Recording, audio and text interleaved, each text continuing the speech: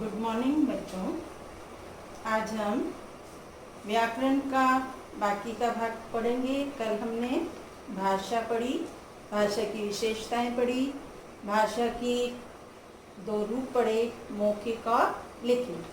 आज हम पढ़ेंगे भाषा के प्रमुख घटक। भाषा के प्रमुख 4 घटक हैं। भाषा के प्रमुख 4 घटक हैं। पहला है ध्वनि, दूसरा वर्ण, तीसरा शब्द और चौथा वाक्य। पहला है ध्वनि। ध्वनि क्या है? मुख से उच्चारित आवाज ध्वनि कहलाती है। दूसरा है वर्ण। वर्ण में छोटी से छोटी ध्वनि है जिसके और टुकड़े नहीं किए जा सकते, जैसे क, ख, अ, आ आदि। तीसरा है शब्द। वर्णों के सार्थक मेल को शब्द कहते हैं, जैसे र प्लस थ, रथ। आगे है वाक्य। शब्दों के व्यवस्थित एवं सार्थक समूह को वाक्य कहते हैं।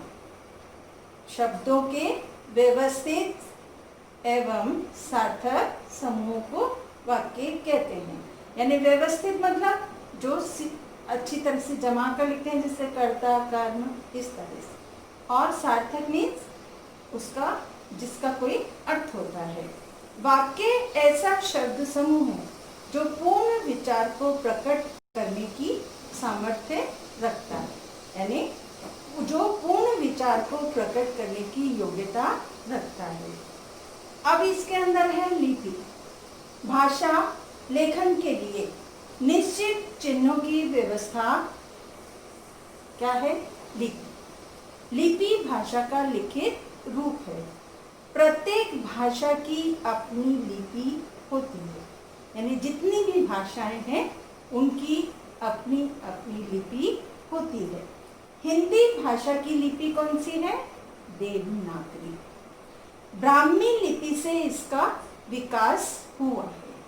संस्कृत, नेपाली, बोडो, मराठी, संथाली आदि भाषाओं की लिपि देवनागरी है। देवनागरी लिपि की कुछ विशेषताएं हैं। वह है, ये एक वैज्ञानिक है।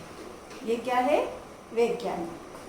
दूसरा, देवनागरी लिपि बाएं से दाईं ओर लिखी जाती है, ये सीधे से उल्टी। दुनिया के किसी भी भाषा के शब्द को देवनागरी लिपि में लिखा जा सकता है, यानी कोई भी भाषा का शब्द होगा उसे देवनागरी भाषा में लिखा जा सकता है। फोर्थ है, कंप्यूटर पर यूनिकोड द्वारा देवनागरी में लिखे लेख का किसी भी भाषा में अनुवाद किया जा सकता है। यानी कंप्यूटर में यूनिकोड जो होता है उसमें देवनागरी में लिखे लेख का किसी भी भाषा में अनुवाद किया जा सकता है। अब है, विश्व की कुछ प्रमुख भाषाएं हैं और उनकी लिपियां हैं। भाषा, लिपि और लिखने की विधि। उर्दू, अरबी, फारसी भाषा को कौन सी लिपि होती है? फारसी। इसको दाएं से बाईं ओर लिखा जाता है। आगे है अंग्रेजी, फ्रेंच, जर्मनी, स्पेनिश।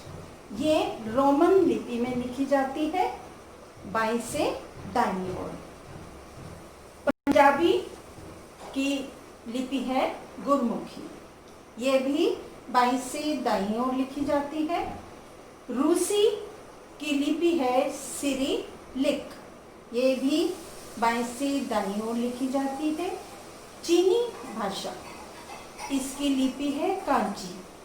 पहले चीनी लिपि ऊपर से नीचे की ओर लिखी जाती थी, पर अब इसे भी बाईं से दाईं ओर लिखा जाता है। केवल जो उर्दू, अरबी और फारसी भाषा है वह दाईं से बाईं ओर लिखी जाती है। अब है बोली, भाषा, उपभाषा। बोली क्षेत्र विशेष में बोली जाने वाली भाषा बोली होती है। जो क्षेत्र विशेष होता है उसमें जो बोली जाती है वह बोली होती है। ये भाषा का कौन सा रूप है? मौखिक। क्षेत्र विशेष में प्रचलित मुहावरे, लोकगीत, लोकोक्तियां और लोक कथाओं की छटा इसमें देखी जाती है। यानी जो बोली होती है उसमें मुहावरे, लोकगीत, लोकोक्तियां, लोक कथाएं की सुंदरता देखी जाती है। बोली का साहित्य मौखिक ही रहता है, यानी इसका कोई लिखित रूप में साहित्य नहीं रहता, ये बोलने में ही। बोली का साहित्य मौखिक ही रहता है। बोली का व्याकरण भी नहीं होता, यानी जो हम बोलते हैं उसमें ऐसी कोई कंडीशन नहीं होती कि इसको बोली का व्याकरण भी नहीं होता।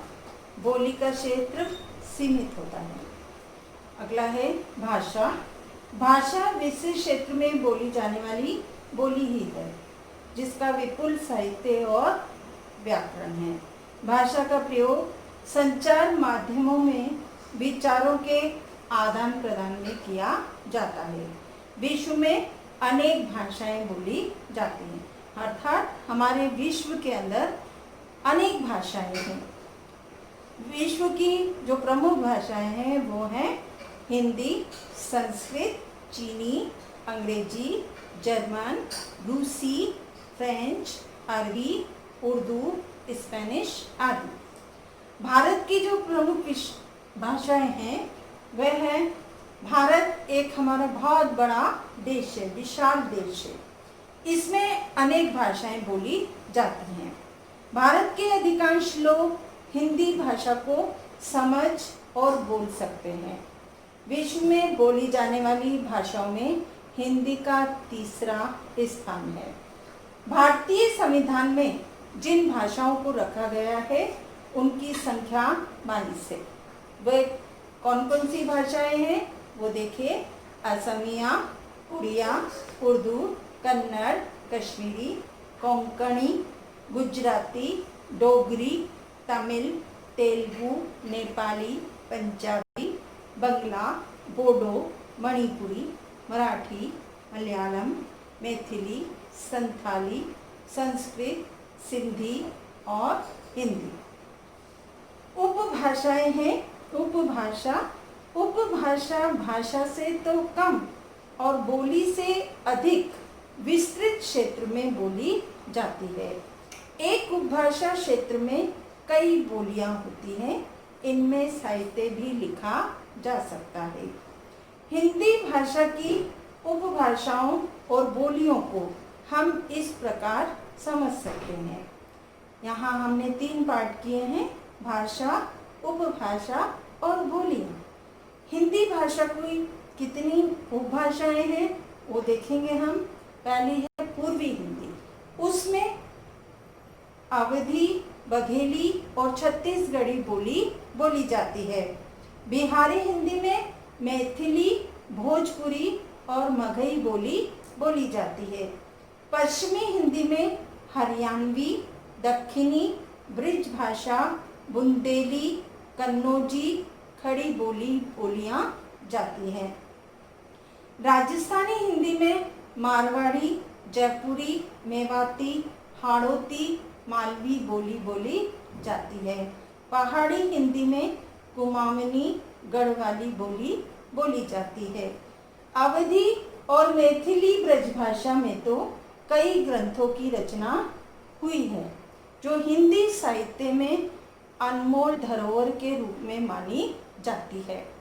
अवधी की प्रमुख रचनाएं हैं गोस्वामी तुलसी द्वारा रचित रामचरितमानस, मलिक मोहम्मद जायसी द्वारा रचित पद्मावत। ब्रजभाषा की प्रमुख रचनाएं हैं सूरदास द्वारा रचित सूरसागर।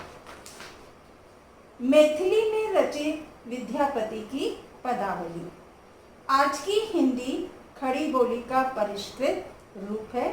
अमीर खुसरो को खड़ी बोली का पहला कवि माना जाता है। आज हम इतना ही पढ़ेंगे और आगे कल पढ़ेंगे।